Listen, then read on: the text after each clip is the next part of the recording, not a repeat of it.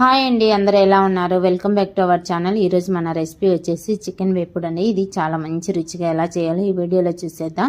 ముందుగా 1/2 kilo chicken తీసుకొని salt వాటర్లో వేసి పెట్టుకోవాలి. ఇప్పుడు ఒక బాండి పెట్టుకొని దీంట్లో కొంచెం ఆయిల్ వేసుకుని ఆయిల్ అనేది వేడైన తర్వాత ఇప్పుడు కొంచెం చెక్క, లవంగా, అదేవిధంగా సన్నగా కట్ చేసి పెట్టుకుని ఉల్లిపాయ ముక్కలు, కొంచెం అల్లం వెల్లుల్లి పేస్ట్ వేసుకొని వీటిని కాస్త వేపుకోవాలి. ఇలా వేగిపోయిన తర్వాత ఇప్పుడు ముందుగా మనం సాల్ట్ వాటర్లో వేసి పెట్టుకుని చికెన్ తీసుకొని వేసుకోవాలి.